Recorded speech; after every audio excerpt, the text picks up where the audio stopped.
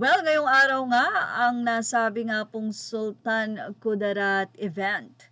Ito po ay ibinahagi noong November 17 ni Governor Dato Pax Ali S. Mangudadato, kung saan kanya nga pong sinabi kung sino-sino nga po ba ang mga mapapanood doon. Kulay Sigaw Musika Float, Kalimudan Na. Clear your schedules, kapamilya. On November 19, 5 p.m., the Capitol Grounds becomes the center of the world. Featuring SB19 Jonah and Stephanie, Sam Concepcion, and Miss World 2025 Opal. This is not your typical opening, this is the opening. Ibinahagi din ng ilang mga 80 na nandun na nga sa Sultan Kudarat. Ang ilan sa mga booth kung saan, for sure, mayroong mga memorabilia or giveaways na pwede kayong makuha. Say pa ng mga fans, yung standee sarap iuwi. Wait lang, nasa van pa ako, paisulan, hahaha, see you Caps. Nasa bus pa po kami, mga Caps, may ticket pa po ba para sa concert later?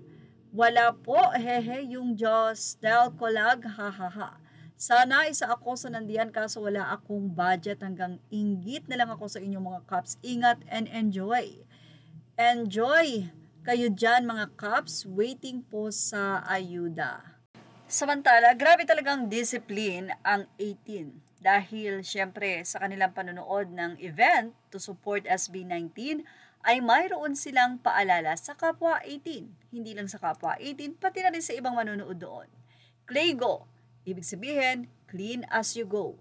Attention sa mga Caps sa Southern Mindanao, practice natin ang Claygo bukas sa Kalimudan Festival. Keep the spirit, dala tayo garbage bag. So yan po ang kanilang paalala.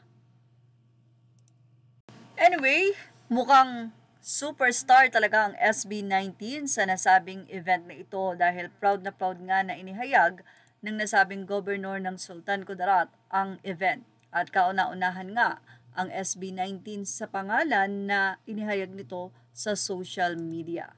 Siyempre, sabi nga natin, makakasama din nila doon ang magagaling na singer na si Jonah, Stephanie at Sam Concepcion.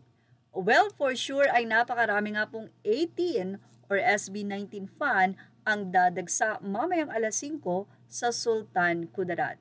Siyempre, hiling ng bawat isa ay ang safety ng nasabi nga pong event. Na-capture din ang pagdating nila Ken, Stel, Josh, Justin, and Pablo sa nasabing lugar.